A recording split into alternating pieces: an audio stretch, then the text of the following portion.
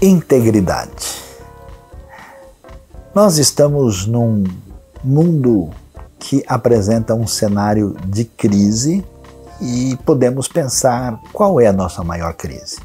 A crise talvez seja uma crise ligada à economia, com tanta gente no planeta, com tanta desigualdade, como é que a gente pode ter recurso, alimento e bem-estar para todo mundo?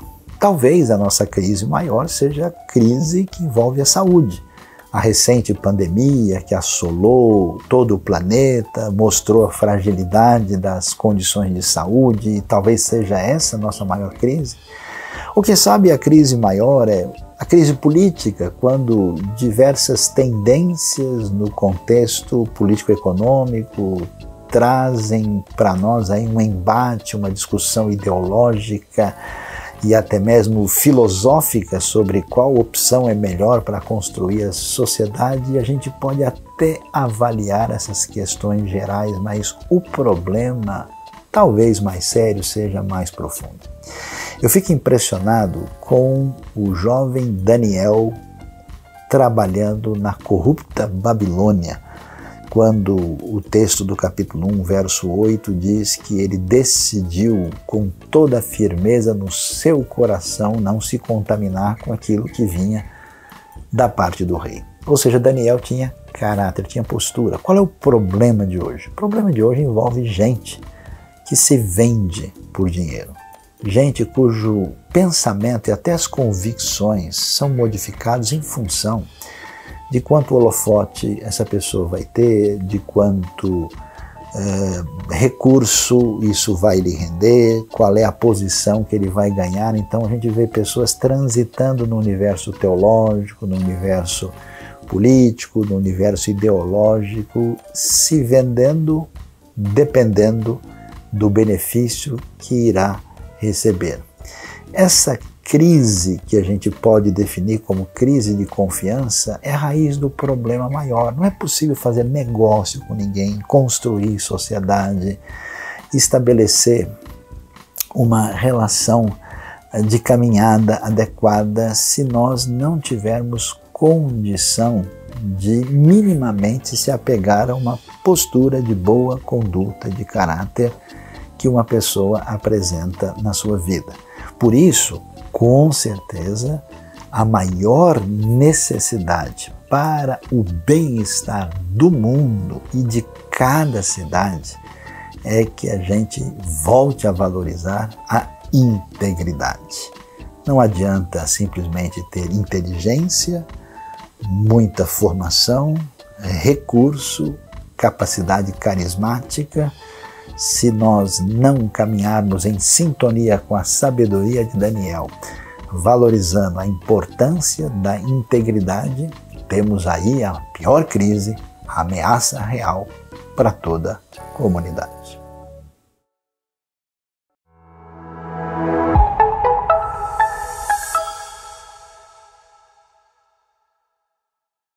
Olá, seja muito bem-vindo a mais um domingo de celebração online com a IBNU, e hoje eu convido você a participar deste momento de reflexão, louvor e celebração. Vamos juntos?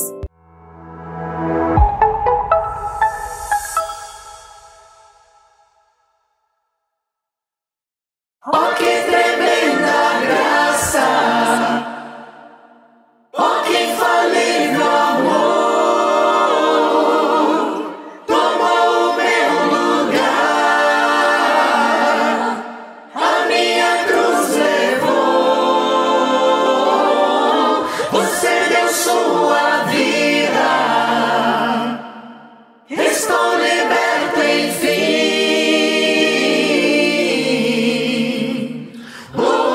Jesus, eu canto pelo que fez por mim.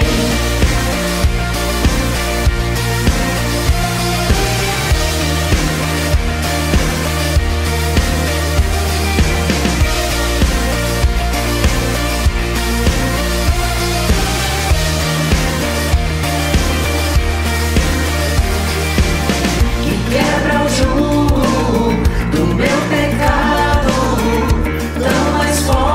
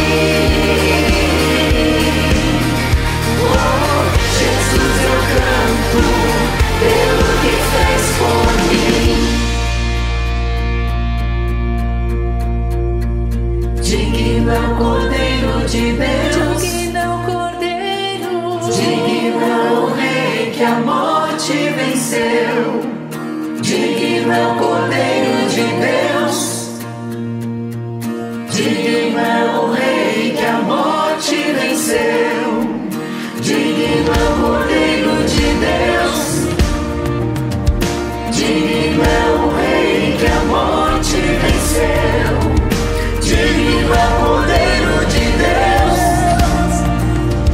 digno é o Rei. Oh, que tremenda graça,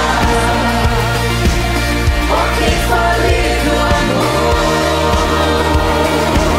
tomou o meu lugar,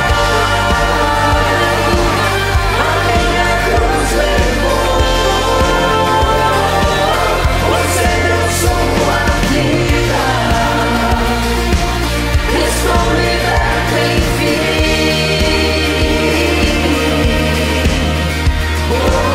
Jesus, eu canto pelo que fez por mim.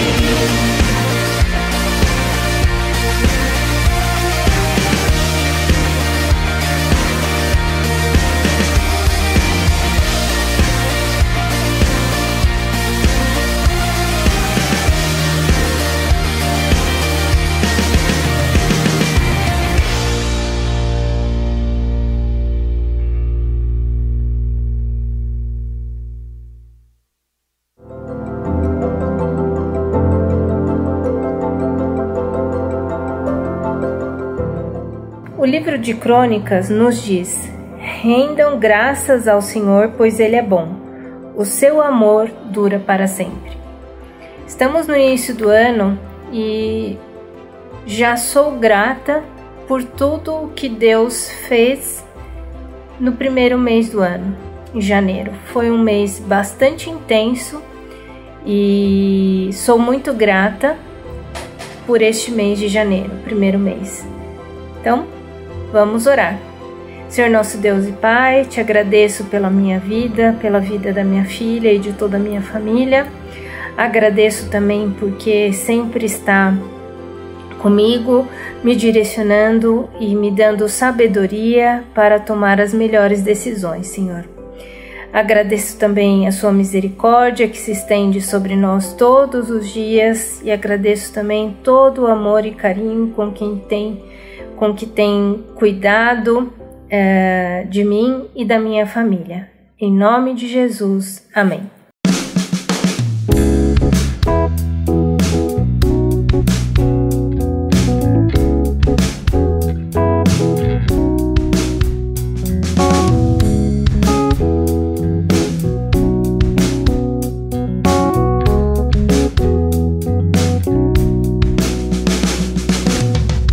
Tu és a minha porção, Tu és a minha herança, Tu és o meu socorro nos dias de tribulação. Mesmo que meus pais me deixem, mesmo que amigos me traiam, eu sei que em teus braços eu encontro salvação. Ainda que a figueira não floresça, ainda que a figueira não dê o seu fruto, mesmo que não haja alimento nos campos, eu me alegrarei em ti. Ainda que a figueira não floresça, ainda que a figueira não dê o seu fruto, mesmo que não haja alimento nos campos, eu me alegrarei em ti.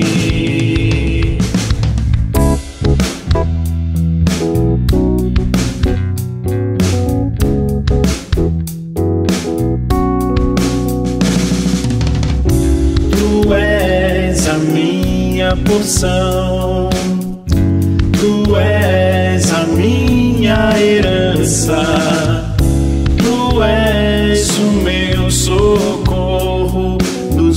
dias de tribulação.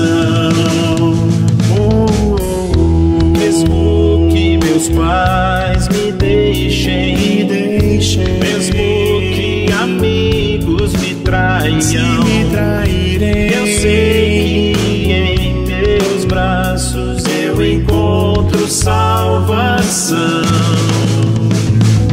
Ainda que a figueira não floresça, ainda que a figueira não dê o seu fruto, mesmo que não haja alimento nos campos, eu me alegrarei em ti. Ainda que a figueira não floresça, ainda que a figueira não dê o seu fruto, mesmo que não haja alimento nos campos, eu me alegrarei em ti.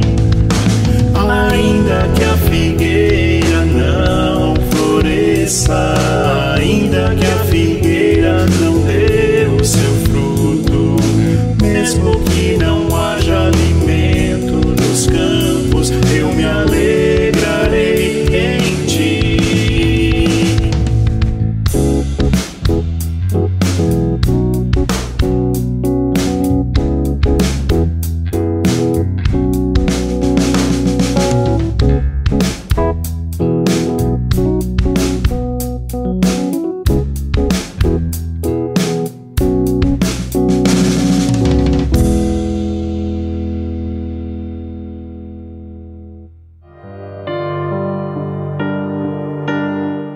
Chegamos a esse momento tão importante da nossa celebração, que é o momento da oração.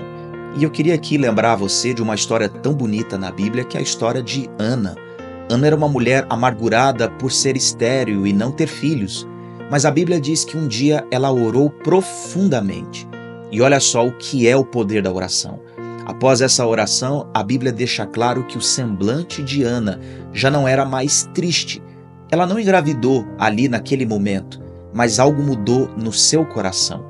Muitas vezes nós oramos e não obtemos respostas e soluções imediatas, mas uma coisa a oração faz por nós imediatamente.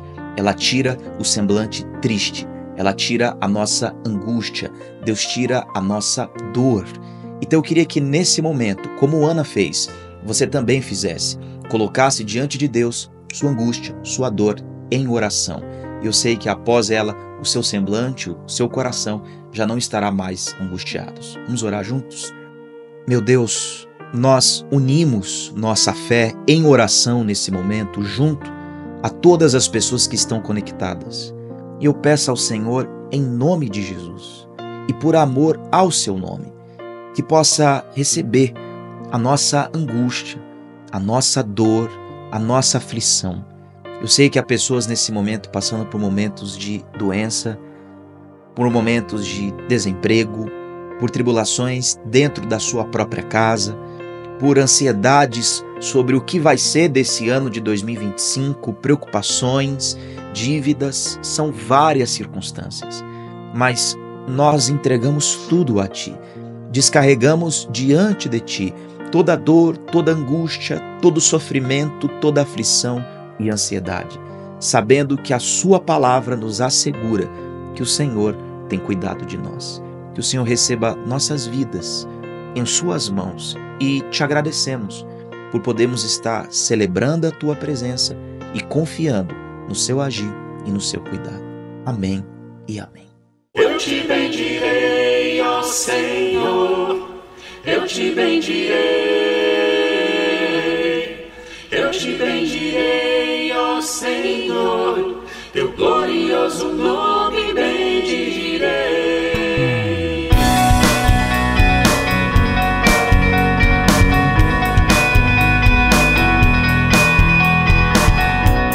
Eu te bendirei, quando tuas bênçãos eu provar, o teu rio me sacia. Eu te bendirei, eu te bendirei.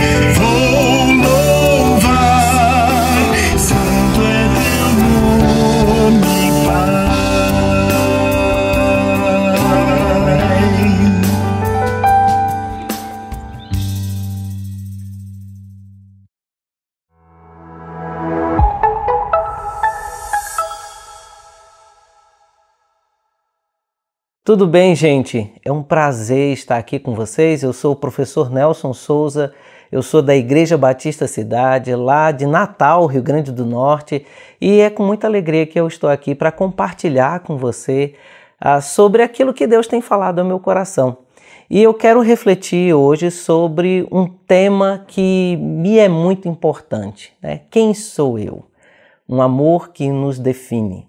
E o nosso texto ele se baseia em 1 João, a nossa reflexão aqui, ela se baseia em 1 João, capítulo 3, versos de 1 a 3. Né?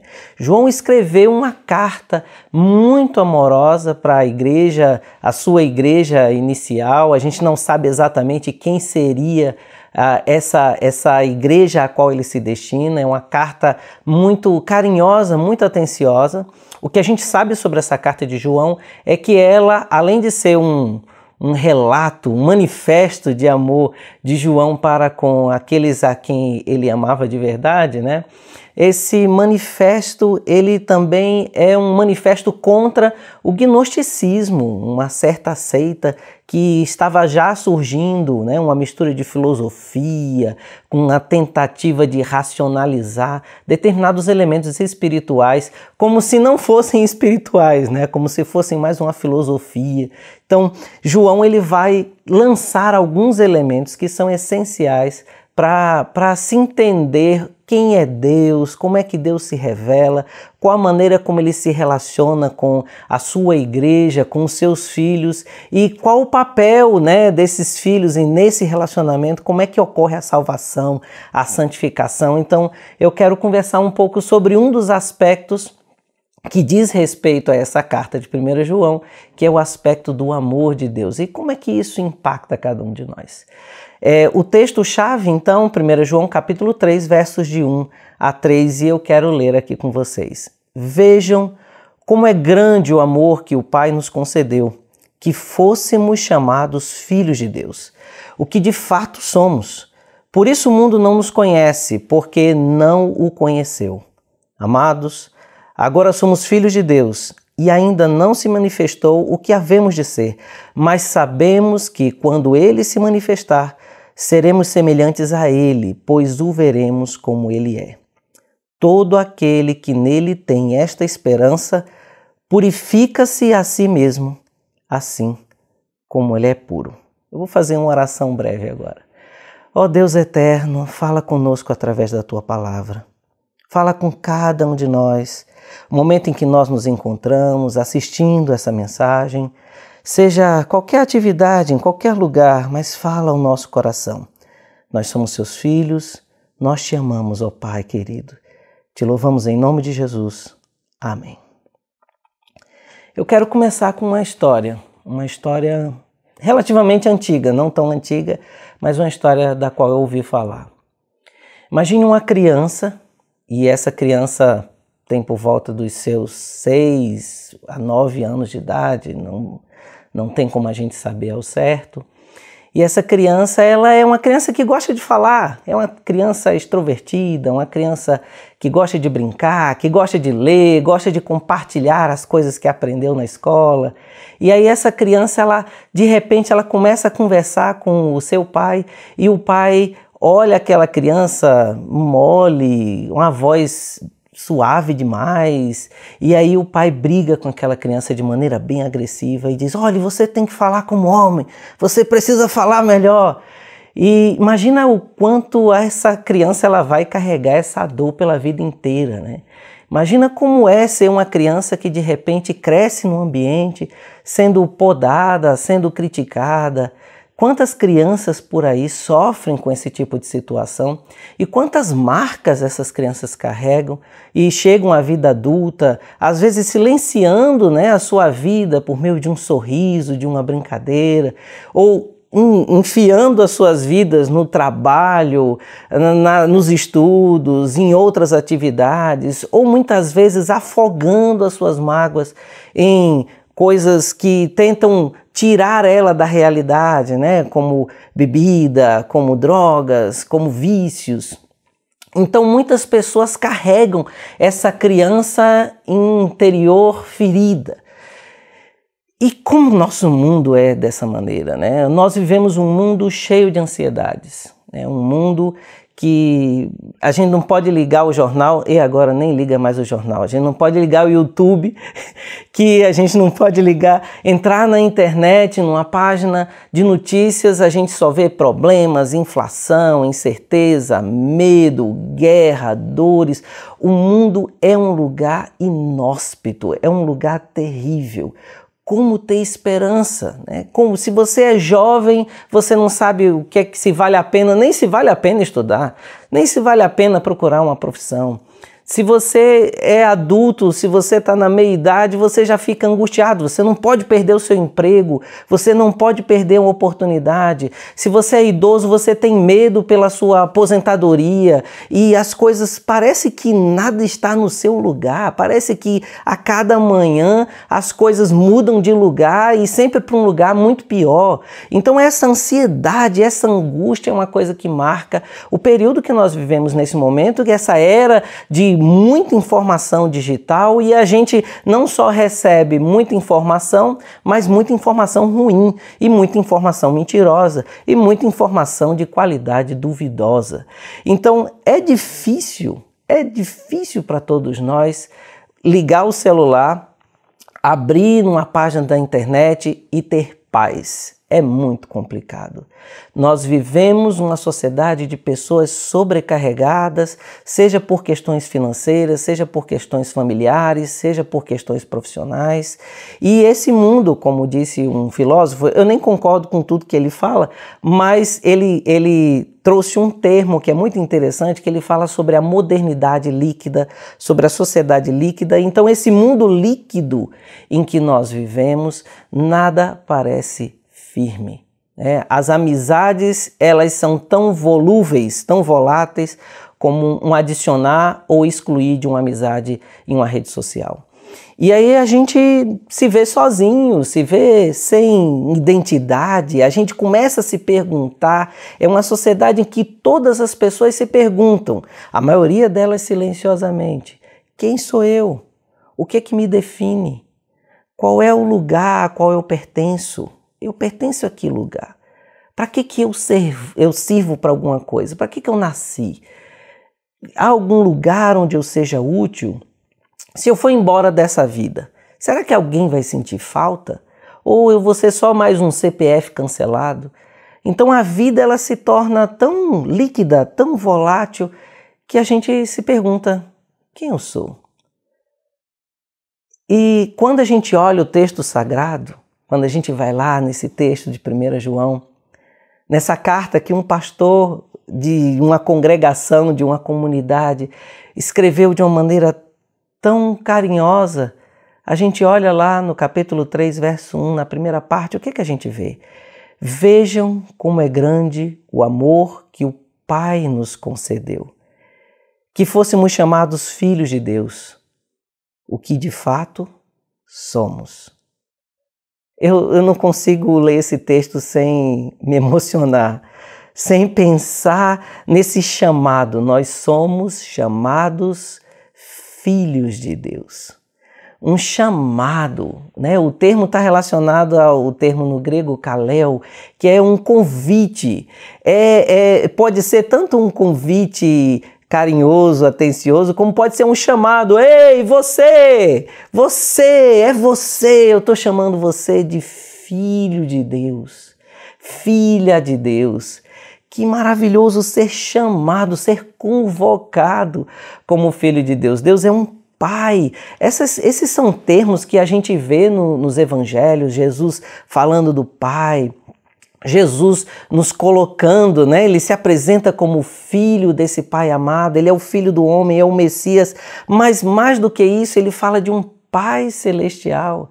Ele nos convida a chamar esse Pai de Pai Nosso, né? Quando os discípulos pedem para Jesus: ensina-nos a orar, ele fala Pai Nosso, né? Um Pai que não é só dele, é um Pai que também é nosso. Nós somos filhos adotivos, né? Jesus, ele não é só Deus, ele nos chama de amigos, e por isso nós somos feitos, através da ação dele na cruz, nós somos feitos seus irmãos. E Que magnífico pensarmos isso, porque nós somos chamados não como uma pessoa qualquer, nós somos chamados não pelos nossos títulos ou pela nossa profissão, mas nós somos chamados de filhos.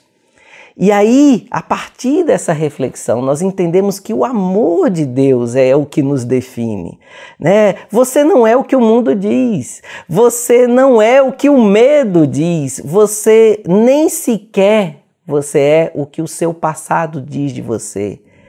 O Deus Pai, o Deus que nos fala, ele vira e fala: olha, você é meu filho, o meu teknon. E o termo, esse termo que o João utiliza, tekna, né, no plural, é um termo para filhinhos, é um termo para criancinha, é um termo afetuoso, que traz uma ideia de ternura, intimidade, carinho, significa crianças pequenas, né? Alguém com quem se tem laços de amor.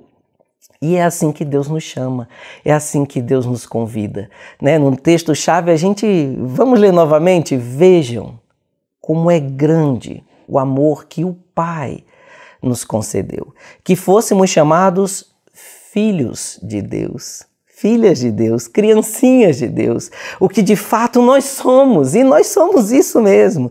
Por isso o mundo não nos conhece, o mundo não consegue entender a gente, porque o mundo não conhece a Deus, não conhece esse Pai. Amados, agora nós somos filhos de Deus e ainda não se manifestou o que havemos de ser, mas sabemos que quando Ele se manifestar, e aí a gente vê o aspecto escatológico da segunda vinda de Cristo, né? Quando Jesus se manifestar, nós seremos semelhantes a Ele, pois o veremos como Ele é. Todo aquele que nele tem esta esperança purifica-se a si mesmo, assim como Ele é puro. Quantas pessoas tiveram crises? Eu me lembro agora do Dietrich Bonhoeffer, né, o Bonhoeffer, que ele escreveu um poema no meio da prisão. Ele foi um pastor que se contrapôs ao regime nazista na Segunda Guerra Mundial e ele foi perseguido por isso, mas ele não foi silenciado, ele não se permitiu silenciar por aqueles que o perseguiam. E, inclusive, ele foi morto, de acordo com alguns relatos históricos, por uma ordem expressa do líder da Alemanha naquele período da Segunda Guerra Mundial. E o texto, ele tem um poema muito bonito chamado Wer bin ich? Né? Quem sou eu? Quem eu sou? E esse é um texto que fala muito ao meu coração e eu gostaria de ler esse poema desse pastor do século passado, da primeira metade do século passado. Eu gostaria de ler esse poema para vocês e eu quero que você reflita sobre isso, né? Um homem que estava na prisão, um homem que era questionado e punido pela sua fé, né? Por aquilo ao qual ele lutava e acreditava. E ele expressa isso dessa maneira tão poética. Quem sou eu? Seguidamente me dizem que saio da minha cela, tão sereno, alegre e firme, qual dono de um castelo. Quem sou eu? Seguidamente me dizem que, da maneira como falo, aos guardas tão livremente, como amigo e com clareza, parece que esteja mandando. Quem sou eu? Também me dizem que suporto os dias do infortúnio impassível, sorridente com orgulho, como alguém que se acostumou a vencer. Sou mesmo o que os outros dizem de mim? Ou apenas sou o que sei de mim mesmo?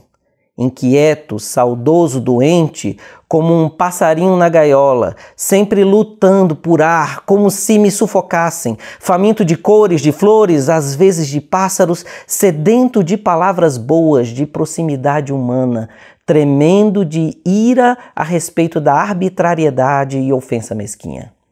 Nervoso na espera de grandes coisas, em angústia impotente pela sorte de amigos distantes, cansado e vazio até para orar, para pensar, para produzir, desanimado e pronto para me despedir de tudo? Quem sou eu? Este ou aquele? Sou hoje este e amanhã o outro? Sou porventura tudo ao mesmo tempo? Perante as pessoas um hipócrita e um covarde miserável diante de mim mesmo? Ou será que aquilo que ainda em mim perdura seja como um exército em derradeira fuga, à vista da vitória já ganha? Quem sou eu? A própria pergunta nesta solidão de mim parece pretender zombar.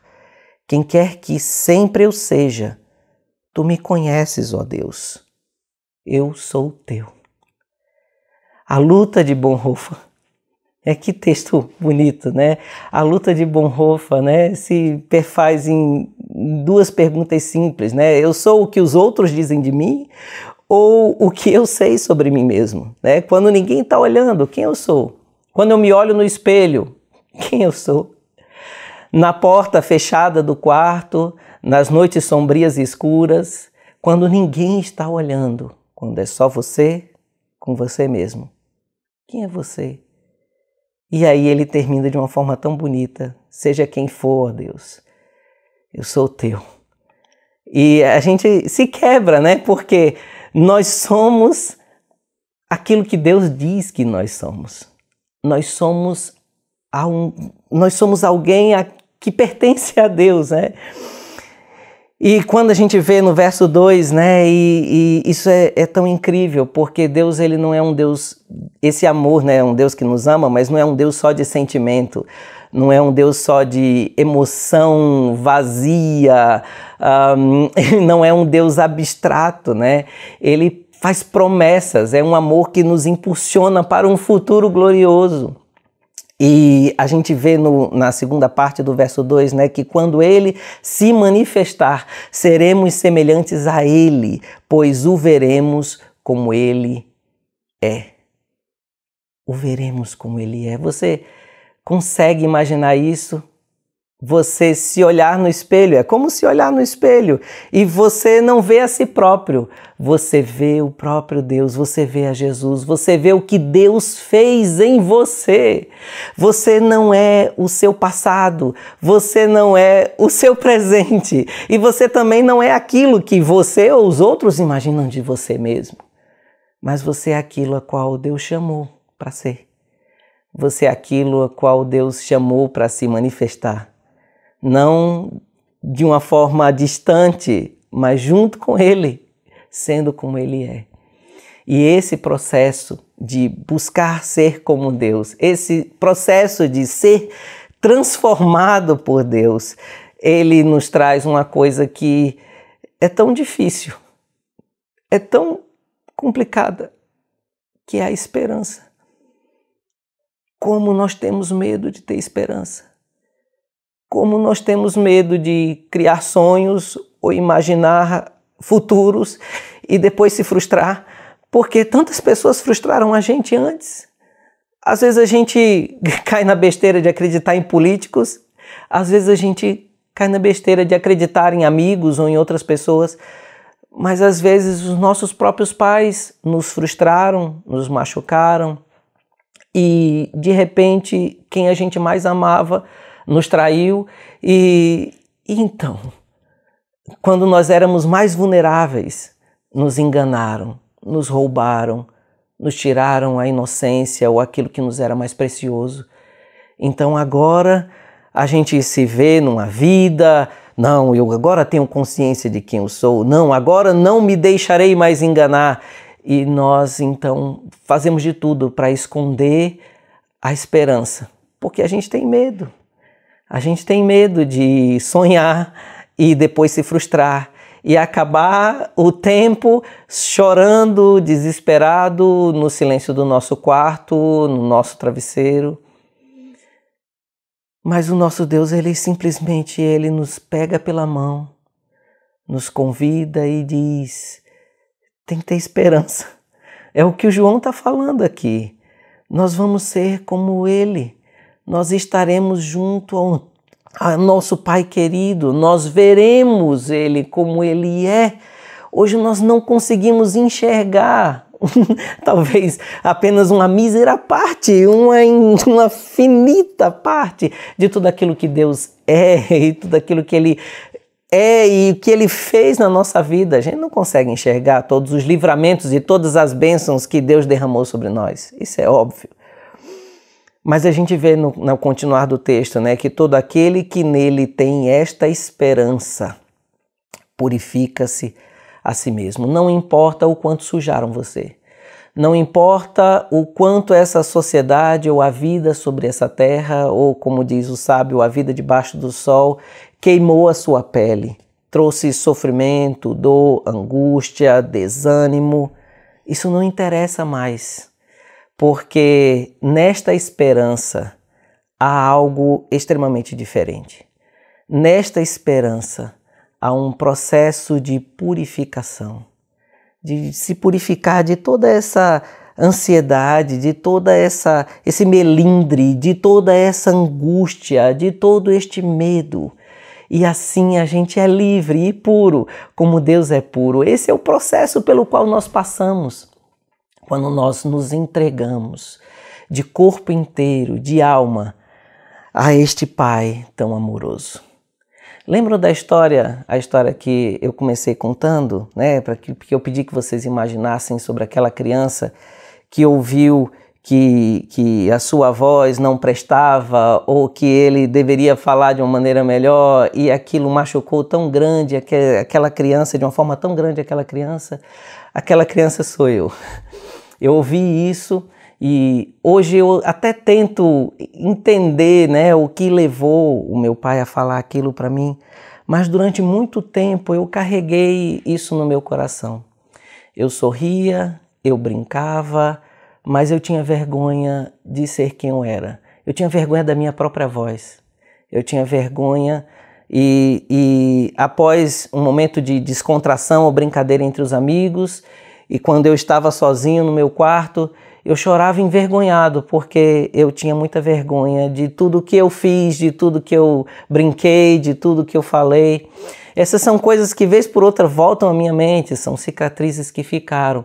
Mas no momento em que eu entendi que, além do que qualquer pai terreno pode me chamar, no momento em que eu entendi que Deus me chama como seu filho, que Deus me trata, Ele sendo o meu próprio Pai, então eu entendo que nesta terra, o meu pai ele fez tudo que podia da melhor forma. Eu amo meu pai para sempre.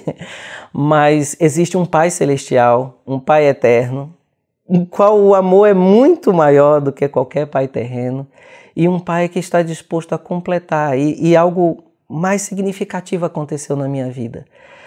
Hoje eu não tenho vergonha de expressar quem eu sou.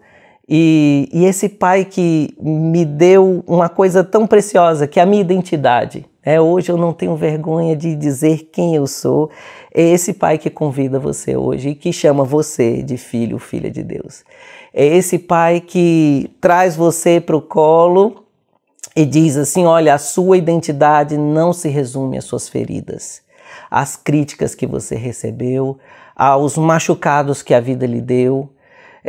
Existe um poeta, um músico que diz, né, só eu sei as esquinas por onde passei, mas ele está errado, porque Deus sabe todos os lugares pelo qual você passou, não só na sua vida, mas dentro da sua própria mente, dentro do seu próprio coração. Deus conhece cada parte, porque Ele criou você, Ele fez você, e hoje Ele convida você para prestar atenção de que você é filho dele. Ele chama. Não é só dar um nome. Deus ele não etiquetou você. Agora, olha, fulano, filho de Deus. Não, não, não. Ele chama. Ele convida. Ele nos pega pela mão. Então a minha identidade está na voz do meu Pai Celestial que diz, vem cá, meu filhinho.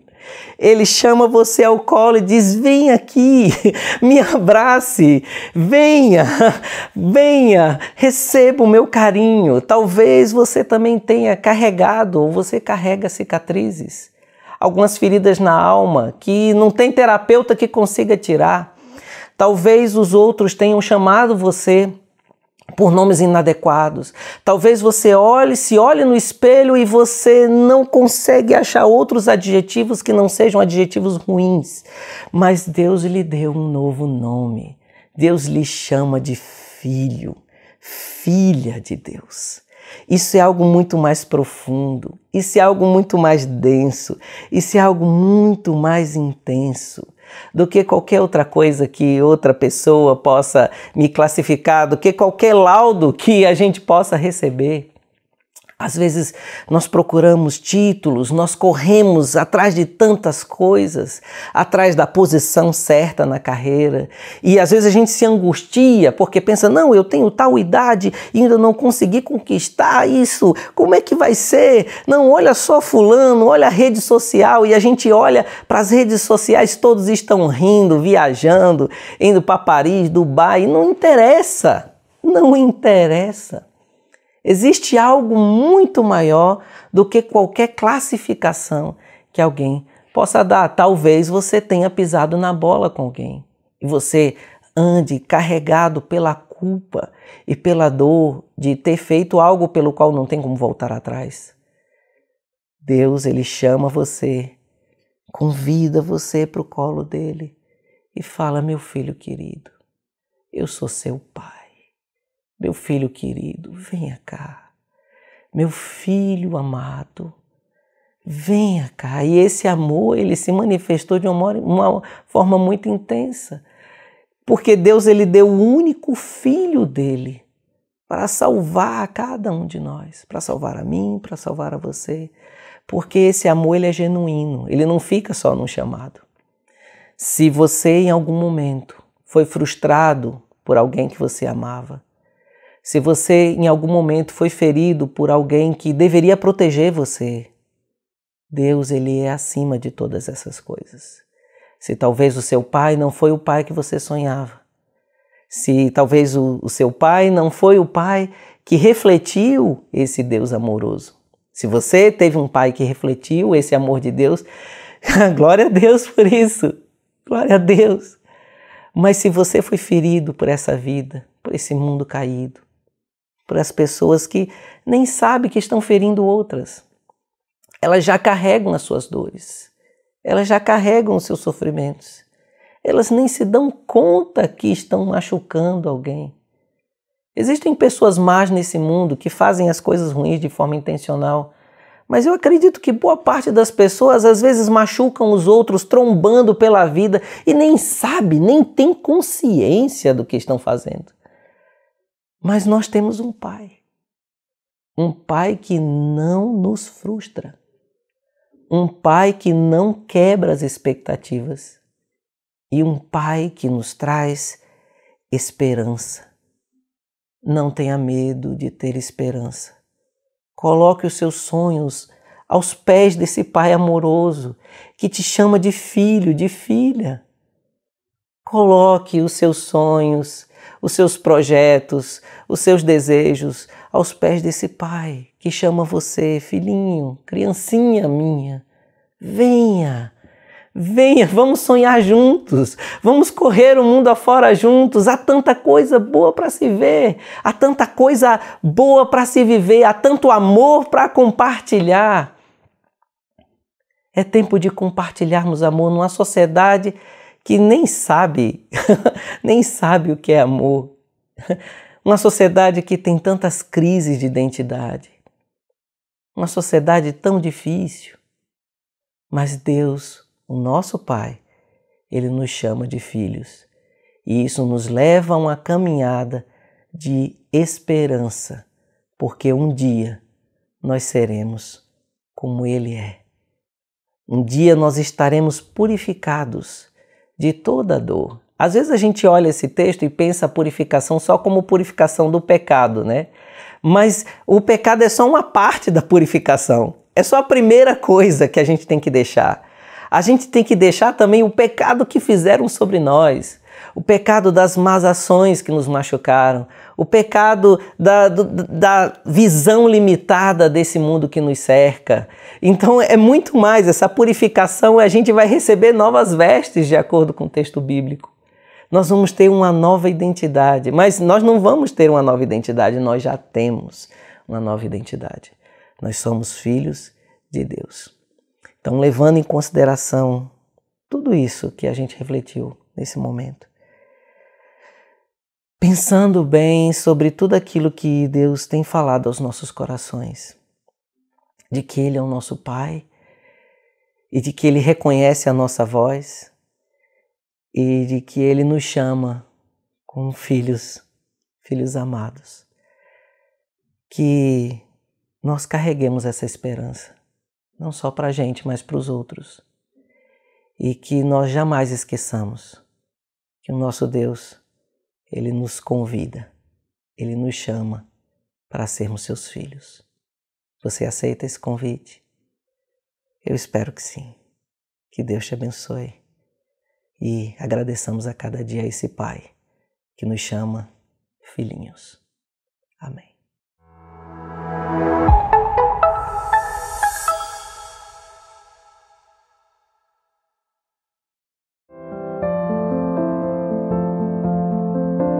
Deus tem nos abençoado de maneira especial na nossa comunidade com pessoas dispostas a servir em diversas áreas em São Paulo, no Brasil e no mundo.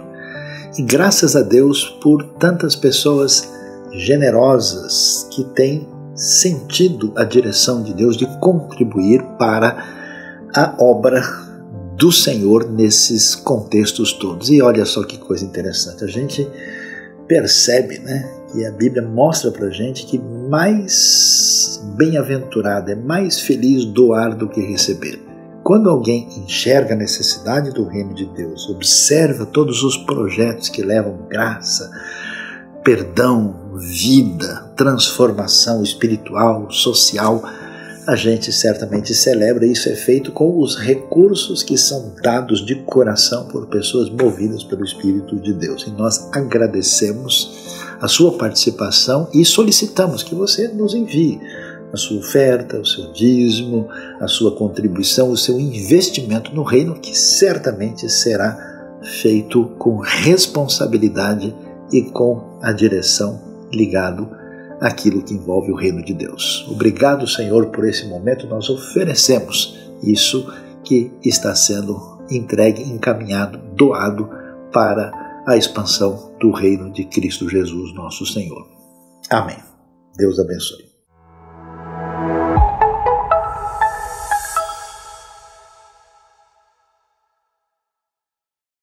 Agradecemos a sua participação aqui conosco na celebração IBNU. Espero que a mensagem que você ouviu tenha impactado a sua vida e que você aplique os ensinamentos para transformar a sua realidade e a realidade das pessoas que você conhece. E também seja nosso parceiro divulgador. Se inscreva no nosso canal, caso você ainda não tenha feito a inscrição, ative o sininho para receber todas as notificações e multiplique, divulgue esse conteúdo para abençoar mais pessoas. E também acompanhe todas as programações da IBNU nas nossas redes sociais, aí no Facebook e também no Instagram que estão na tela, você pode nos acompanhar lá. Que Deus o abençoe, semana que vem estamos aqui novamente.